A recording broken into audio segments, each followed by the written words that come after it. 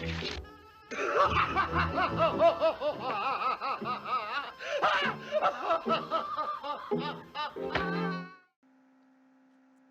been a while, but we're back with some SuperCoach. It's been all about sport for me this month. Had the opportunity to work the tennis again, mostly at John Cain Arena during the first week of the Oz Open. Got to catch both of Nick Kyrgios's 5-set thrillers.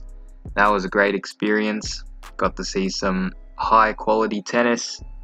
And lately over there it's been the NBL, so I've worked a couple of days there as well. But now we got a bit of time to record and edit. Obviously, I didn't post during the final rounds of last season. It would have been the same old anyway, of my team did terrible. Players got injured and whatnot. I still kept up with the team, but just didn't have the motivation to record and post. But we're back for this year, and hopefully we can bounce back in a big way. I wouldn't say this team is set in stone, been chopping and changing a fair bit, but this is what I've got for now. In defense, Lloyd, the best seagull in the business. Laird, full-time mid, those two are locks. Caleb Daniel, brought him in recently because he fits this team structure, but he's always reliable, elite user of the footy, can't go wrong with him. Luke Mcdonald, ever since he became a seagull during the second half of last season, he has been so good SuperCoach wise, and it looks like he'll be keeping that role for this season, so he's definitely one I want to have. The rookies, for the most part, are pretty much like everyone else's.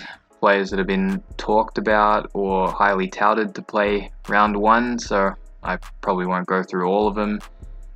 In the midfield, we've got Lachie Neale. Might have to keep an eye on him because he's had an interrupted preseason dealing with a calf injury. I'm no doctor, but I think he should be okay. But obviously, we've got to see how he goes during practice matches.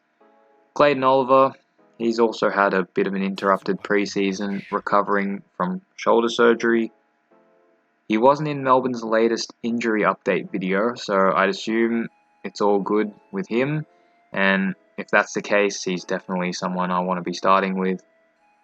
Christian Petrarca is a pick I'm quite high on.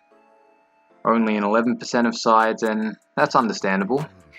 The high price might scare a fair few away, because he's only had the one big season.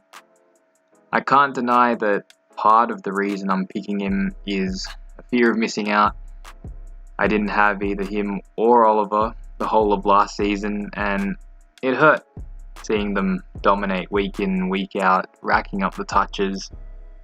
He built up the tank, became a full-time mid, and absolutely tore it up in 2020, and I have full belief he can back it up this season.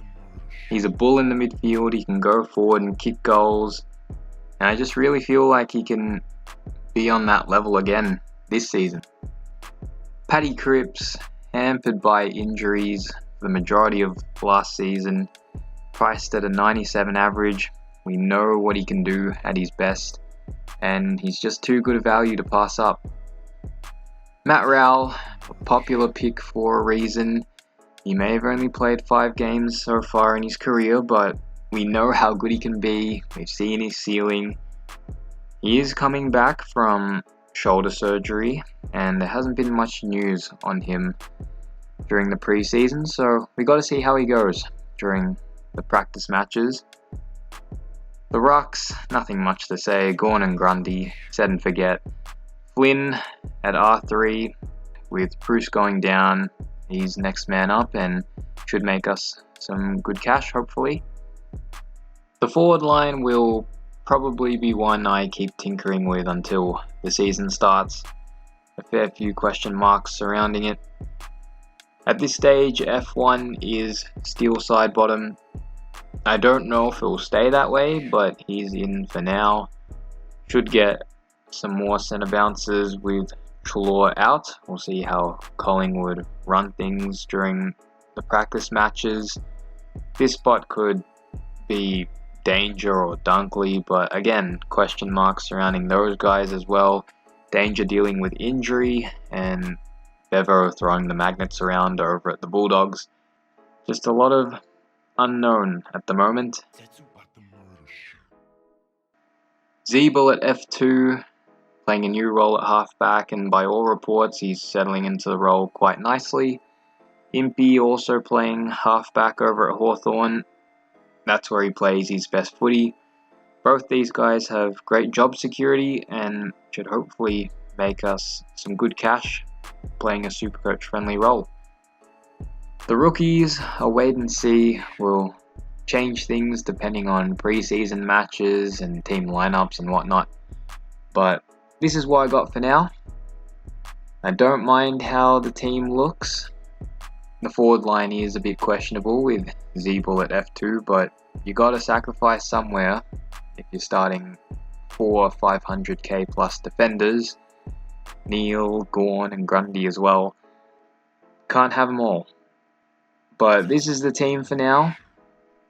I'll probably change things up a bunch until the season starts, seeing how different structures look and all that. But yeah, that's gonna do it. Good to be back recording and uploading SuperCoach content, and I'll see you guys in the next video.